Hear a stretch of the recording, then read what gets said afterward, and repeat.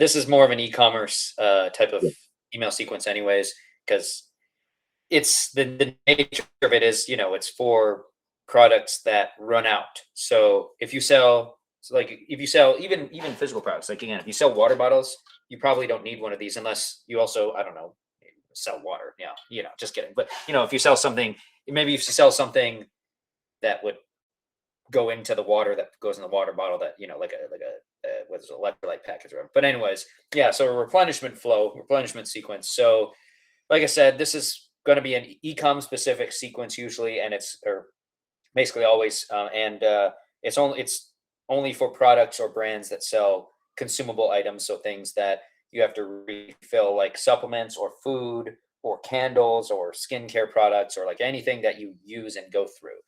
So obviously, the point of this sequence, as you can probably guess, is to get people to reorder, to order their next order of the product when it's about to run out. Not you don't want to do it after they run out already. You want to catch them about Yeah. a little bit away, not a huge amount away or a huge number of days away, but you want to catch them when they're close to running out. Of course, you can't you're not like monitoring them from their freaking Yeah. house or apartment, so you can't like get it exactly. But the point is you kind of know, generally speaking, like the product like life cycle. Like how long it lasts. Like if you have a supplement where it has 30 servings and it's a daily supplement, well, that's 30 days. So to time it like by day 24 or something like that. And yeah, so like I said, the goal is to get them to place that second order before it runs out. And that's obviously to get repeat purchases, really easy repeat purchases. But it's also to keep the customer experience seamless. Because with a lot of products, obviously, a lot of consumable products, they don't notice, like they may notice some results early, but like I remember working with like a hair care brand that like they actually had a timeline where it's like by day 30 you'll notice maybe these small results. Then day 60 you're starting to notice like shinier, Mm. stronger hair, and then that day like your hair's growing fast. And, it's thicker and all this stuff. So like the results kind of compound as you go. And so a lot of brands who sell consumable stuff like supplements or skincare or hair care and things like that, the results of the products compound. So the replenishment flow, a lot of people don't really talk about this. They talk about how like, yeah, it gets you the repeat sales, but it's also to make sure that the customer has a seamless like experience. They don't like the results don't stop and then die off and then they have to restart, or they don't hit a wall or a plateau or anything. It's so that they continue to get more and more and more results because they continue to get the supplement over and over again. Another example again could be a supplement that helps with weight loss. Like, if they stall, well, they might lose faith in the product or lose faith in the routine, even though like it's not really the product's fault. They just stop getting it. So, you want to help the customer towards their goal. So the replenishment flow ensures that they're ordering it every time so that they stay on track with whatever they're working towards. Because like I said, a lot of these products are kind of built around a lifestyle, fixing helping with a health problem or improving skin or heck, even like with candles. I haven't seen any. I don't think I've worked with any brands that sell candles, but I've seen one, and I think, and it's like if you can, even with candles or something, it's like you can seamlessly have them always have a candle. They can always have their place smelling nice and whatnot. They don't, it improves like their quality of life and everything. So that's another benefit of those. But it's also lastly to reinforce like habitual use. So eventually it becomes, because it takes like 21 days to establish a habit. So like they've already hopefully established a habit by then, but this reinforces it and makes it more and more ingrained to the point to where they're just not used to life without it. Now, as an example, I don't need a replenishment flow from them because I'm on a subscription, but something like my heart and soil supplements, I'm so used to just like every day I keep a little food bowl like on my counter so I don't forget, but I put my creatine capsules in there and I put my heart and soil capsules in there. But like it's like it almost feels like weird one day to not like take them. So like, and that's because I've been taking them so long. So the replenishment flow helps with that as well. It makes it become like a totally normal part of their routine so that your product is like a natural part of their life rather than like something that they're adding on. So, and obviously this boosts LTV and everything. So that's like a quick rundown of it. And then, we can get into some details and whatnot for, generally speaking, what kinds of emails, I mean, we cover. I mean, Pete, do you have any other, anything else on what it is before I get into some of that? Um, Or any I questions? like the well. Um, I would say this kind of doubly acts as like a reminder sequence too, because some people could just like, I know we've talked about post-purchase consumption sequences, Hmm. but like you're not going to send, if it's a 30-day supply, you're not going to send them 30 days of emails plus your regular promotional emails, right? Yeah. So I like the idea of this, that hey, like you're probably going to be done soon, so you get the email, and then like I don't know, like I know info products only maybe 10% of people actually consume and consume the information, let alone actually use it. So what do you find like when you do the um replenishment sequence? What's the percentage of people that order on these? Um, I mean, it's pretty decent. I mean, because like it's kind of like expected. Like it's one like Yeah. there's some sequences like you get more creative. Customers might be like, "Whoa, I wasn't expecting." Like a lot of people who get like again like if it's like electrolyte packets or supplements or something, and you're not in a subscription, a lot of people are kind of. I feel like these days, especially, people are kind of used to like getting like an email reminder, like, "Hey, you're about to run out. Get more." So sometimes, kind of like with abandoned carts, like some people will just buy just because it's like, oh yeah, that's right. I and they might even appreciate it. It's like I think it's happened to me once or twice where it's like, oh shoot, I totally forgot I have to reorder something, blah blah blah. And this, I have so much going on. I forgot to add it to my to-do list app because to do that I have to pull out my phone and add. So getting the email and having it forcefully put to me from the brand, it's like, oh yeah, I need to reorder more of that, whatever it is. I can't remember like what it was, but there was something like that. So I mean, just off of that, you get some conversions just like again, people who forget. Um, Yeah, of course. and then on top of that, like if some people will read it and then maybe not reorder, or maybe they're like, is it worth the money? They're considering it, but they don't want to spend the money again. And so that's where that's where you get into what the actual content of the emails beyond just a reminder. So I mean, I don't have any results off the top of my head because like I mean like I'd have to have them in front of me, but Yeah. um, for some supplement brands, I mean like those are really obvious because again, like the supplement, like unless they just give up and don't want it anymore, that does kind of go back to the post purchase, like first purchase, post purchase onboarding thing. You want to see everything's in email marketing. You can't just like isolate the replenishment flow really. If you get them, if they notice a win quickly, or even if like the supplement takes time to work, but then you've like provided them something else, like we were talking about last week, where like you might send them some piece of content that helps them use it better. Like you were talking about your story with that supplement, and you were provided a piece of content that actually helps you use it more effectively. Even with that, it's like they're probably more like the replenishment flow on its own without that would convert some people, but with that from the post purchase flow, it would be more powerful because they see more of the benefit early on, or at least they see that you're helping them along towards that benefit, and so that might increase conversions. But I mean, like this is a fairly decent, it's got a decent conversion rate just because. I mean, it's kind of a more expected one from people who are, a lot of Yeah, people that of buy course. a supplement, they're expecting to get like hey, you're about to run out. I've gotten that for like was it like a shaving razor company? I've gotten like you're Mhm. running low on blades, like place your next order, and it's like oh yeah, that's I don't really think about that much because those last a long time, so I kind of forget. But they've got the product life cycle timed out well enough. I mean, I think I got it earlier than I would need it because I don't have to shave every day, so like I can stretch out the blades like You haven't a hit lot my longer. age yet. Yeah, yeah, exactly. It's like every 3 days, so that like 2 to 3 days, so it's like it stretches out longer. But if someone is shaving every day, that product life cycle, I kind of did the math. It's like dialed in pretty well. So like for someone like that, where even though other people might shave more often than I do, shave every day, it's still like you got that number of blades and you have them for like a couple months or something.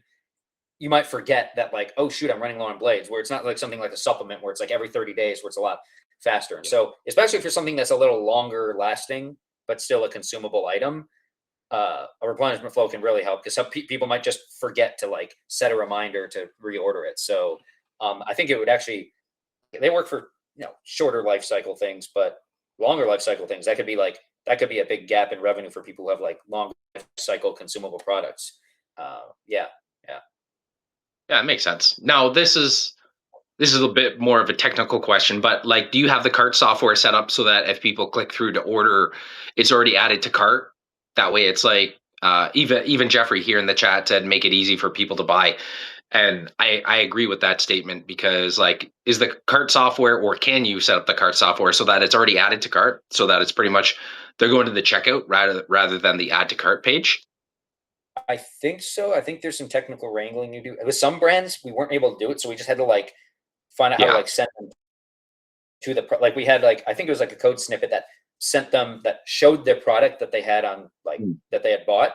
So like what we were able to pull that from their purchase history somehow, and then they could click through that and it would land right on that product page. Obviously, there's friction there because now they have to they're on the product page. Every Add to cart. decision to Yeah. add to cart, that's a chance for them to not only is that like another thing they have to do, but it's another way for them to go, do I still need this? Because if they're Mhm. already at checkout page and it shows them like all the stuff, all they have to do is click yes and then it orders, right? But if they have to add to cart and click through to that screen and go through another Yeah. screen perhaps and maybe enter their payment info again.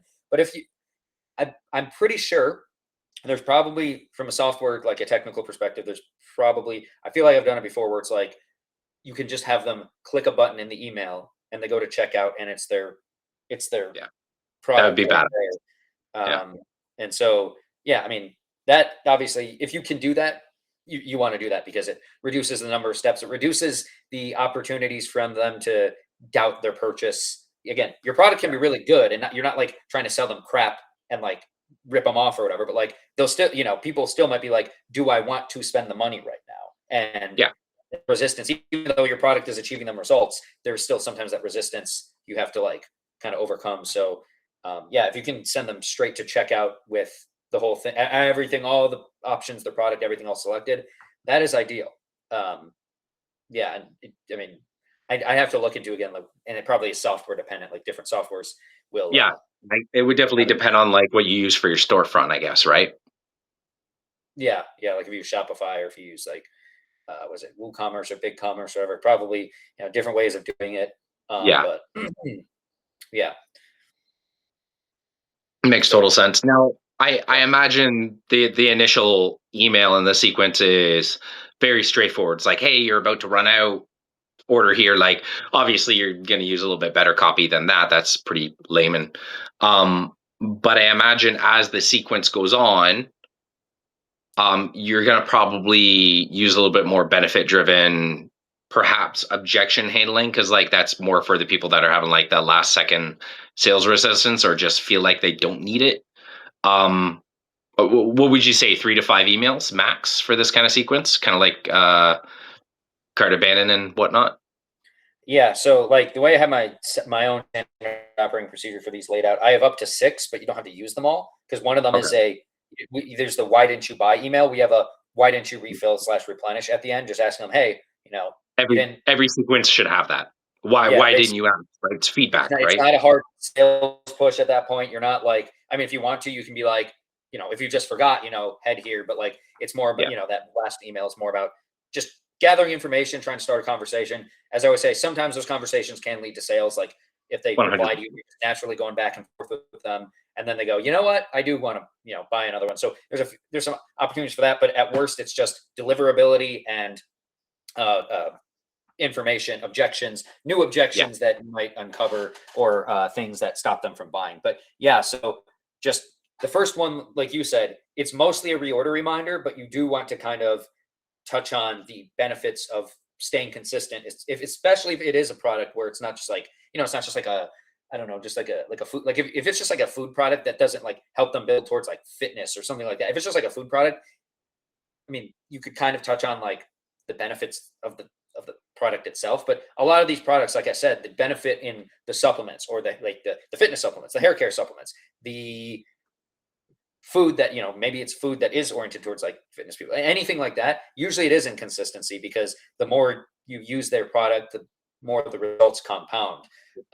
So usually, you would be you touch on like why consistency matters, why you got some results now, you know and this can kind of work evergreen because you can say like you got results, but the best results come from consistency. That message works whether it's their first reorder or it's like their eighth reorder. That message can still work, um, but there's also other things you can do to where you no longer need to rely on the replenishment flow. Those are other flows we can talk about in the future. But yeah, and ideally, again, like you want to be able to send them straight to checkout. One click reorder if you can. Yeah, one click reorder if that's even possible, or if not, click the button, land on checkout, uh, order, and then you want to drive a little bit of urgency, not like a lot, but you want to be like, hey, like get it before you run out, so that you can continue your results. Everything stays seamless. You can continue compounding, like the results of these stay consistent, those kinds of things. So you don't have to like write an entire like dissertation in the first email, but you do want to touch on the main benefit of consistency, of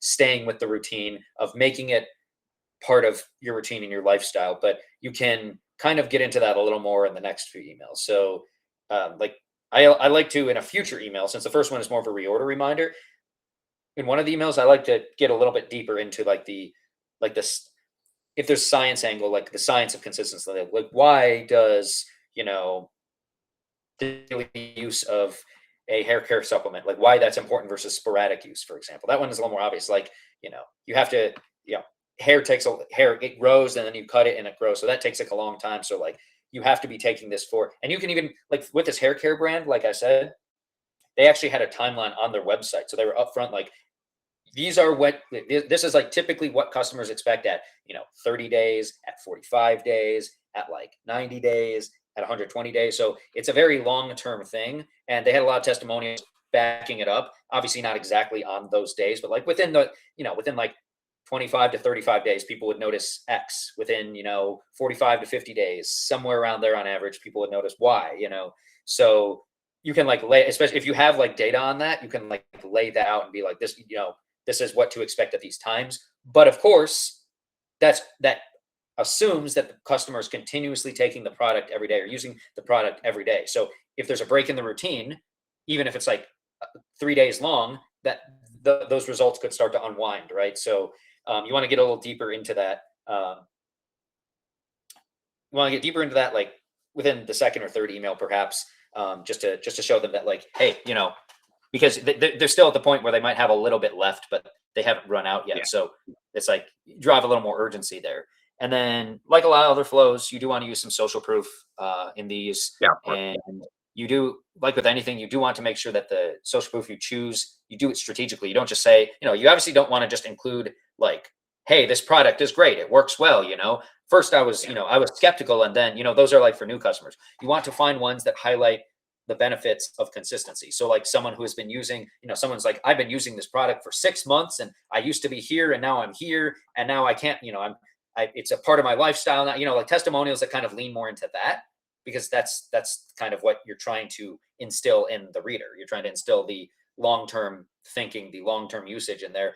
You're trying to get them to reorder. So you want to, if you show them that, 6 months of taking it or 3 months of taking it when they're only on like month 1 is beneficial and compounds those results, that's going to be a lot more compelling than just reiterating the benefits that they already heard when they were a new customer or whatever. So you want to, reinforce the consistency, reinforce the lifestyle, making part of their routine, those kinds of things. So, and then after that, I mean, you do want to push like one final reorder, one final like kind of urgent, like, hey, you're about to run out, or maybe you did just run out, it's not too late though. Reorder now. Use a little FOMO or a little bit of like the like what life is like without the product, so to speak, because they're probably at that point, if you've been mailing for a while, if it's like a 30-day thing and that this email fires on day 30 or 31 or something, they might be out or using their last whatever that day. So, or the product might run out that day. So you want to really hit home with that. And again, the last email can be, why didn't you refill or replenish? So it's kind of, I'll summarize that real quick. It's reorder with a touching on consistency, diving a little deeper into the importance of consistency, social proof highlighting the importance of consistency and the kind of results that customers have got by sticking with it. And also if any objections people have about like, I wasn't sure if it was working long-term, but then I stuck with it, and then blah, blah, blah, blah. And then a kind of final urgent push. And then there's one other that depending on the brand, depending on if they have it, if you have a subscribe and save or like a subscription program, there may be an opportunity in here to like, if someone has replenished twice, especially like they've ordered and then they've ordered again already, you might have like somewhere in there a replenishment or a subscribe and save, like, hey, you subscribe. You might even do that on like their first repeat purchase, if that makes sense. So they ordered once, the first order back, you might do it in there too, because if someone has done it twice, like you kind of introduce it without making like a hard entire sequence where you're pushing to subscribe and save. But you might introduce it for someone who's like, oh yeah, that sounds convenient. Like I'll just do that instead, so I never have to worry about, I never have to get these reminder emails again. I never have to worry about it. It always shows up. But as we'll talk about in the future, there's a push to continuity flow. That's a sequence that is strictly dedicated to getting people who have bought a few times onto a subscription. If you offer a subscribe and save, a recurring delivery. So yeah, that's kind of the rundown of the types of things you want to include there. Now, I will say I used to in the past consider throwing in like discounts potentially later on to get the second order, but obviously that was earlier on. I've since learned that you don't really want to do that because it should be easier to resell people on the product they've already gotten benefits from. If you like, If the if you're product's good, using they should want to get more, right? yeah, like the offer Right. is, you already know the offer's good. They know the offer's good. They are still that target audience that needs to solve that problem. It should be a pretty easy sale. So you shouldn't really need a discount. You should just, your conversion rate naturally should be high enough, especially with your regular broadcasts going on and potentially coming off your post purchase flow from like a week something ago that, they've had that amazing result. It's felt like a whole experience with your brand that it should be a pretty easy sell to be like, hey, refill now, right? So you shouldn't really have to use a discount. If they get to the end of the flow and there's no discount, that's where the win back sequence would come in later anyway. So you have another chance to get them. Only the win back sequence, which again we could talk about later or in another week. Only the win back sequence is where you may want to try a discount just to keep them from lapsing. Yeah. So you don't really want to do that in the replenishment flow. You just kind of want to stick to like stay consistent. Here's some people who have achieved results by sticking with it, even when they were unsure at first. They stuck it through, and here's where they are now. They're a lot better. So I'm actually working on with a client. It's for a membership, it's subscription offer. So it's not completely analogous, but it's similar in that they want to include. It's like going to be a multi-month thing because the thing is they come in, they take an initial test, then start taking a product, and then they take a test afterwards to see what the improvements are, and then they retest every so often and the plan adjusts as needed. Like the expert team adjusts their plan as needed for them. So it's kind of like a white glove experience. But what they want to do is include like weekly stories of people who have experienced results on this program and stuck with it for a while. So we're kind of working on that right now. Again, it's a subscription program, so it's not like we have to get the sale again, but we do have to kind of continue to get the sale in the sense that we have to keep people on board on the subscription. So it's a little similar. We're still featuring like, hey, this person, they did this, they started, they did this, they got the results, that as long as you stay on, this could be you as well. And so they want to make like those customer stories like a big part of their really long post-purchase onboarding sequence. So it's the same concept though. It's just, you got to keep showing them why consistency is the key to success with your product and success with moving towards the goals that your product helps them towards. So Yeah. I got two things to add there. One thing, it's kind of the marketer in me, but obviously you would probably have some form of an upsell flow anyways during the cart experience, right? To try to upsell them into continuity. You should always be doing that if you have any form of continuity. Like reoccurring income from your offers is the lifeblood of businesses. Like if you're always having to make sales rather than counting on sales, it's a miserable existence. Mhm. That said, something that came to mind while you were just talking about that is something I've seen Daniel Throssell do, because I am subscribed to his Adventures in Copyland newsletter. Is he will promote very hard subscribing to his newsletter, which is continuity, right? It's a monthly subscription, but he also what he also does is there's no guarantee, and also if you ever cancel, you're not allowed back, right? So there's a little bit like, obviously that adds resistance because a lot of people are gonna be like, I don't want to feel that committed to something, right? But something else he does, which is actually quite brilliant, is usually he offers a 24-hour bonus the day that newsletter comes out. And the whole point of that is to get people to either consume the product or at least get to the bottom of it to get the bonus. But because he does that, something else that he does usually the next day is it gets people to actually consume the information.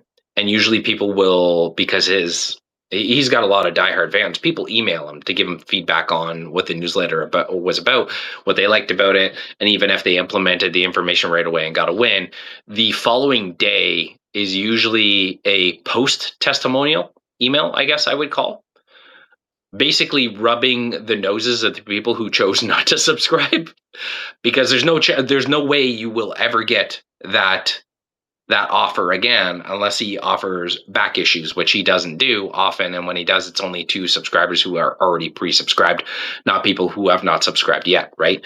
So what he's doing is he's proving how powerful it is and like what you missed out on. So perhaps there's ways that you could inject something similar into this too, right? You know what I mean? Yeah, I would say that's brand dependent because some brands like Daniel Throstle is very aggressive with his, he roasts people and makes fun of people constantly and like just craps all over people, which nothing wrong with that. Like that's your like, No, I I don't love really it. read his emails anymore. I don't really read his emails anymore, but I know that's like his style. He's Yeah, kind of fashioned a character of yeah, for email list for like a character yeah. for himself for his email list.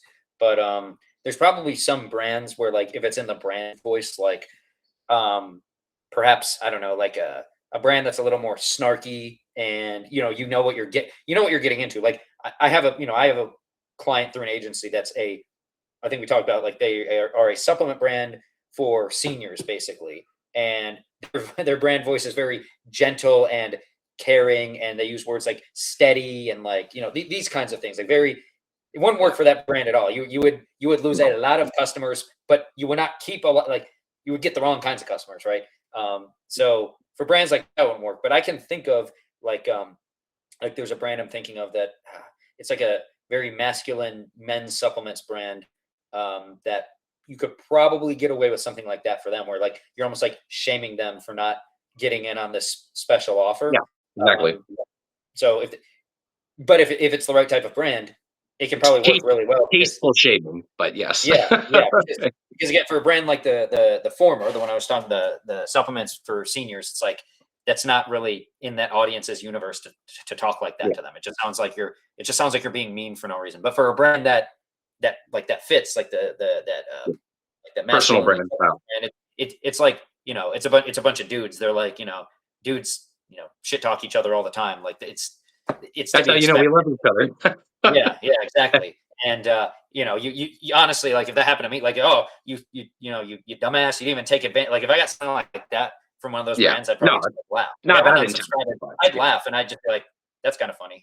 But yeah, I mean something like that could work. Where it's like it's like a post failure to purchase shaming kind of email, and but it's also like leveraging FOMO, but after the fact. Well, you missed out on this. Here's all the cool stuff you're missing out on, and obviously they're not going to necessarily buy it right then because it's like the whole incentive to buy that special bonus is gone.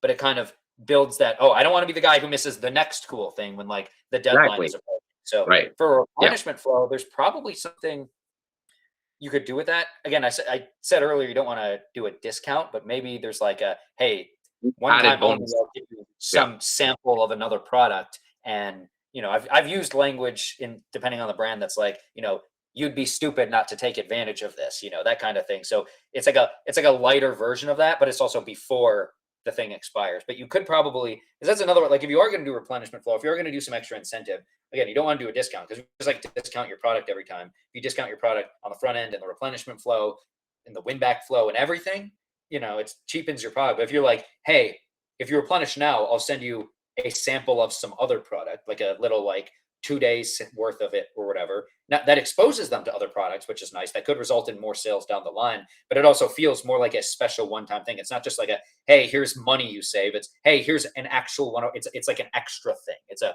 bonus, kind of like with Daniel Throstle. He's giving you something extra rather than just saying, hey, if you subscribe now, you just like save 20% on the first issue or something. It's, hey, if you subscribe now, you get this one-time offer, this limited thing you'll never get again or something like that. So probably could work for replenishment flow too. I've never tried that, but because there's obviously like you have to work out some like logistical things. Like you'd have to make sure Yeah. that email, people who order off that email are tagged to where or if you have like the one-click checkout, if they click off of that specific link, it has some tag in it to where they click it, they land on checkout, they'd see their product plus whatever that special sample offer is already added, and then boom, they can check out. But that's a good idea. I've never tried that before, and I kind of want to try it now Yeah. for the brands I work with, like a special offer for replenishing, but it would only be on like the last email, like, hey, this is your Yeah. final chance, and if you reorder now, we'll give you this, like, I don't know, 5 days worth of this other thing that goes well with the supplement you have, or something like that. Yeah. That could be a cool thing to try. Yeah. And even like surprise bonuses, right? Like even just because they replenished, and then maybe possibly injecting that into one of the stories and one of the testimonials, how somebody commented on that, because then it's like a little Easter egg for people that are actually paying attention, and then they're more likely to engage with that, right? Yeah, So you could. just a You thought. just don't. If you just throw it in there, and Yeah. like if they order and suddenly they get it, and they're like, because I've actually this is kind of related, but my own assistant, she sent me something like a homemade like food product just out of the blue. Didn't even tell me. It arrived in like a box that didn't look like it would contain that, and it was like out of the blue. And I was like, did a brand send me? Who sent me this? Like what? And then I looked and it was from her. And I was like, whoa, that's like out of the blue. Like if that happened from a brand too, or it's like it's not just that like, oh cool, it's a bonus thing, but it's like a, I didn't order that. Did I order it? And then you check the receipt and it's like, oh no, it's just included in here. Like the first time Good Ranchers, the first time I got a bag of chicken wings that I never even ordered, that I didn't know about in there without Yeah. at no extra cost. I was like, wait, what? Was this an accident? Did they accidentally add this to my order? Nope. Turns out for them, it's not even like a surprise bonus. It's, you get that like every third order, I think. So if you're on a subscription, but yeah, if you like get that, people start talking about it, and then those people, you'd want to make sure you reach out and get a testimonial from them and try to nudge them towards mentioning that they got this surprise bonus. So if you get some testimonials like that, it's like, oh, I replenished, and I was stunned. I got like this extra blah blah blah whatever, and people will be like, wait, what? I'm getting you get free stuff sometimes just randomly. I'm gonna replenish. So that Yeah. another interesting like, see, that's what I like about it. There's like other things, if you just like get a little creative with like your offer structure. Even though it's a replenishment flow, it's not like like a front end, like if you get a little creative with like what you do to get them to reorder again, it's almost like a fun little creative exercise. Like how can you delight them, I guess is the word, and how can you get them to reorder again, but not just make it like a please order and we'll give you 10% off. It's like a order and we'll give you this other cool thing, like with both these examples. Yeah, like my best advice to anybody who wants to get better at business, marketing, copywriting, anything to do with business and making money is become a better customer yourself. Consume products, buy, not like, do it responsibly. Don't just like rack up a massive credit card bill, but like buy more quality stuff and pay attention to the experience these companies are providing and how they affect you in a positive way, and like take note of that. And then if you can inject any of these ideas, do it for your own products, right? Specifically for me, or even yourself too, Bradley, we're always told as copywriters, marketers, whatever, is to like have a swipe file, right? But not enough people pay attention to like have a swipe file of like customer experience too, and things that you notice other companies doing that's just brilliant, and taking that even in adjacent um, businesses to like what you're doing, serving the same audience but in a different way.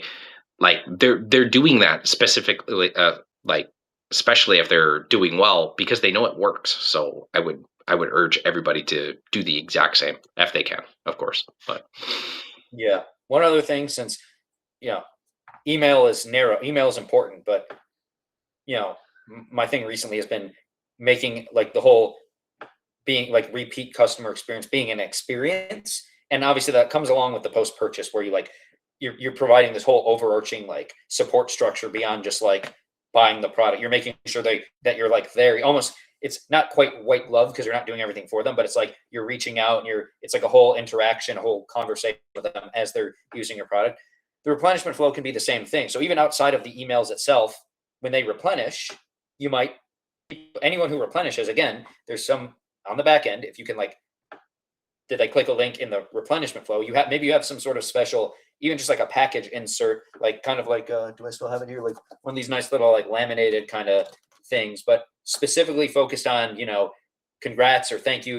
You ordered again, but I'm not going to sit here and try to write the copy verbally, off the top of my head, but like specifically focus on the fact that they are staying consistent, that they're continuing to like, again, if you're very mission driven brand, that they're continuing to show their support for you and moving, they're part of this mission, these kinds of things. Like that, it's a whole experience. You do it in the replenishment flow in the emails, you do it in a package insert that's specially tailored to the fact that they are a repeat customer. And maybe maybe there's a surprise bonus when they've reordered, or they've reordered for the third time or something like that, or you decide to give them a small sample and you let them know ahead of time. Make it a whole experience, delight the customer, make them go, wow, this is literally more than just like I bought something. Like they're treating me really well. That, that'll go a really long way. And I like how you said try to be a customer more. Like if you're a marketer especially, like buy quality products. Or I've even, instead of being comped for it, I've bought one of my clients' products once. Sometimes clients will one of my clients just sent me a bunch of protein powder and meat snacks. So that was nice, because it was like hundreds of dollars of product altogether probably. But I bought one of my clients' products before to see like, what does the post-purchase experience look like right now? And like, what is the ordering process like? And, what actually comes in the package, and like, how easy or hard is it to like actually set the thing up and start using it? So doing that will help you, and especially for consumable products, doing that will help you see like what these higher level brands, what the brands who are doing it right, what they do to try to get you to reorder again. So once you become a customer, you're put into their kind of their email and SMS and communication, like retention infrastructure. So you'll start to see all that. So yeah, I mean, even if you're, I think I bought, what is it? I think I bought from a coffee brand once.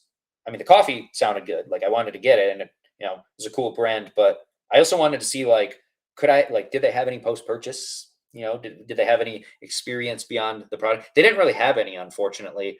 I don't know if I ever reached out to them, could have been a client, I suppose, but they didn't really have any. I'm like, see, like that right there, there'd be a golden opportunity, like reinforce the product, the branding, everything with like a whole post-purchase experience. I don't think I got a replenishment flow or anything like that. So, obviously you're not going to learn too much from that brand, except for you should have those things, because I didn't really feel much of an urge to reorder.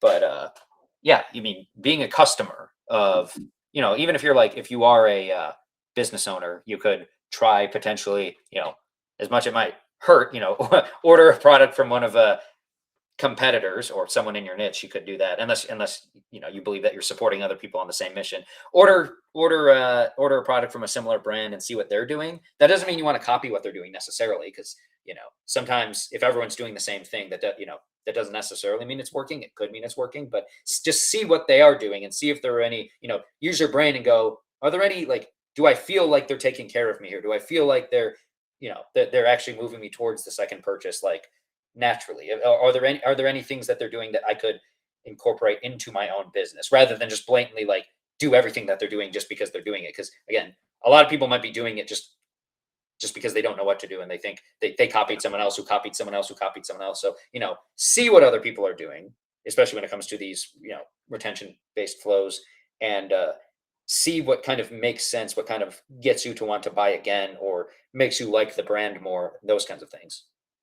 Yeah, definitely.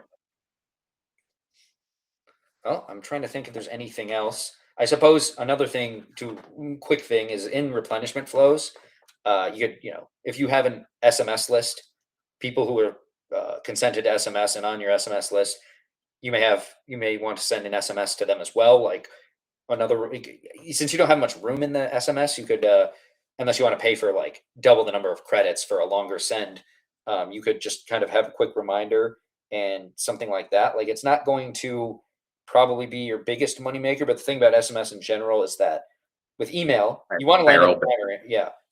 Yeah, exactly. It's right in their text messages, which is even more personal, but also it's just like with email, there are more barriers than there are with SMS. Like email, for one, hopefully you're avoiding this by fixing deliverability, but it could go to spam or junk or promo or something like that. But even if it doesn't, it's like if they get the notification, they got to open their email app and it's, scroll through all the other emails and whatnot. With SMS, it's like it's in their text messages. And so it's shorter, but it could also, because of the really high open rates, there's not really a worry of it like not making it to their SMS or not making it to their text message conversations.